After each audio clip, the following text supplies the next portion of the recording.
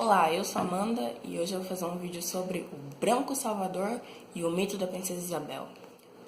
Como todo mundo sabe, na história que foi contada pra gente na escola lá, que chegou a Lei Áurea e como a Princesa Isabel era muito boa e abolicionista, ela assinou a Lei Áurea e libertou os escravos, aproveitando que o seu pai não estava aqui no Brasil. Ela aboliu porque ela é muito boa. E então ela virou uma heroína e etc, etc, etc. Mas depois de bastante tempo e vários estudos, nós sabemos que não foi exatamente assim que aconteceu. E esse fato é interessante analisar para ver como pessoas brancas gostam de se tornar protagonistas do movimento negro. Eu digo isso pela expressão de White Savior Complex, que é o complexo de branco salvador, que é quando uma pessoa branca se faz de herói salvando uma pessoa negra, ou salvando pessoas negras de situações desfavoráveis. Realmente eu não vou falar que caridade é uma coisa ruim, mas caridade é está se tornando uma coisa tóxica a partir do momento que você encobre um racismo ou faz isso para encobrir um racismo. Quando a gente fala de brancos no movimento negro, o branco precisa entender que para lutar contra o racismo, ele vai ter que lutar contra o racismo estrutural. E para lutar contra o racismo estrutural, ele vai ter que lutar contra os próprios privilégios. E é difícil para uma pessoa branca, e é difícil lutar contra os privilégios. De qualquer nível de privilégio, é difícil lutar. Privilégio de classe, econômico, social, é difícil você combater os próprios privilégios.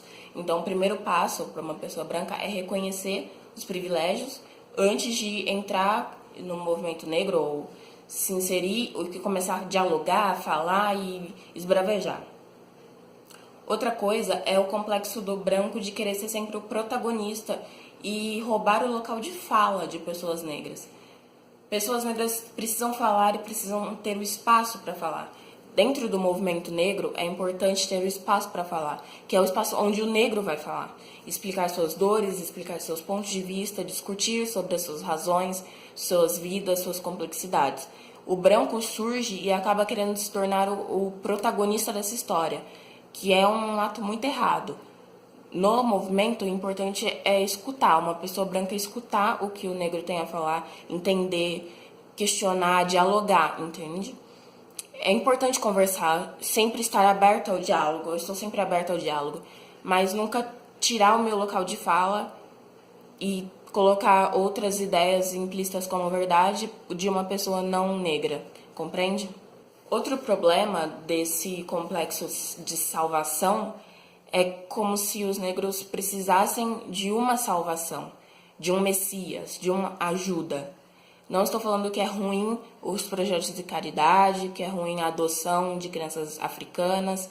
Isso é muito positivo. Mas eu estou falando de sempre colocar o negro como incapaz de ajudar os seus próprios colegas, de contribuir com o próprio movimento negro e de lutar suas dores. Estou falando do negro conseguir se defender. E nós, negros, sempre conseguimos nos defender por todo esse tempo. Não foi só por causa que a Princesa Isabel assinou a Lei Áurea que os negros se libertaram, foi por muita luta. O negro, o escravo, não era passivo, não ficou passivo o tempo todo, aceitando o que estava acontecendo. Ele lutou e por isso também foi liberto. Outra questão. Então, quando uma pessoa branca surge como o salvador, ele acaba tirando a luta e os heróis dos próprios negros naquele contexto, naquele movimento. Além disso, ele também quer se colocar como um herói e isso já é ruim porque os próprios negros nós já temos os nossos heróis, nós já temos as nossas imagens, a nossa identidade. Nós estamos construindo a nossa identidade brasileira, nossa identidade negra e construindo nossas próprias lutas. E nós somos os protagonistas, não uma pessoa branca. Além disso, a impressão que eu tenho é que sempre algumas pessoas estão querendo reconhecimento.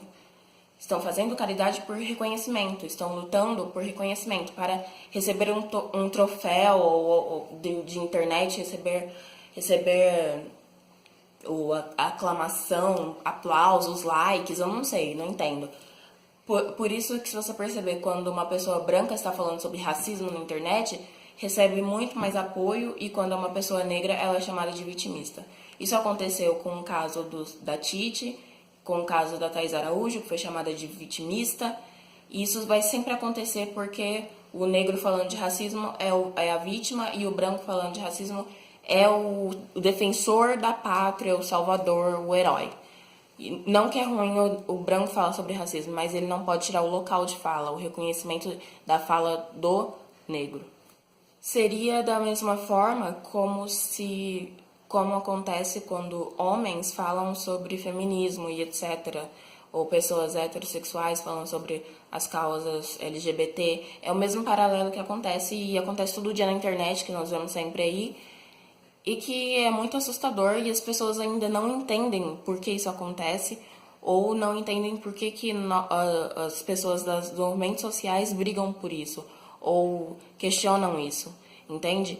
Não é simplesmente eu não quero calar um branco, eu não quero que o branco saia, eu quero que ele entenda o espaço, entenda que é o espaço de luta dos negros e reconheça esse espaço, entende? E é muito bom aprender com outras pessoas, é muito gratificante conversar com outras pessoas e entender e aprender novos pontos. Da mesma forma que eu aprendo com feministas brancas, que eu aprendo com causas LGBTs, isso é muito importante, troca de ideias, troca de conhecimentos, e é assim que a gente vai evoluir de alguma forma. Eu tive que voltar para gravar o final, porque essa merda ficou corrompida por algum motivo, aconteceu alguma coisa que está corrompendo o áudio. Enfim. Então, o que branco pode fazer para contribuir com o movimento negro? Primeiro é reconhecer os próprios privilégios. Não ficar calado quando acontece racismo. Você sabe o que está acontecendo, você sabe os seus privilégios, você tem conhecimento. Se você tem conhecimento, não reproduza o racismo e reconheça os privilégios. Isso já é perfeito. Além de respeitar o local de fala, entender a posição dos negros no movimento e respeitar. Eu acho que isso é o principal e que qualquer branco deveria fazer. E importante. Além disso, para as feministas brancas, entender que o feminismo branco é diferente para o feminismo negro, que as relações de uma mulher negra é diferente de uma mulher branca, e isso vai se difundir de maneiras diferentes, em classes sociais diferentes. E eu acho que isso é o ideal, respeitar e dialogar. E é o que eu tenho para falar aqui hoje. Então, tudo que eu falei, espero que vocês entendam que no movimento negro, o negro é o protagonista, e entender que o protagonista vai ter que ser o negro, ok? Entenderam? Beleza? Isso está compreendido? Eu espero que sim. Obrigada se você assistiu até aqui. Eu vou deixar links de textos, informações e coisas necessárias aí embaixo. E até mais. Tchau!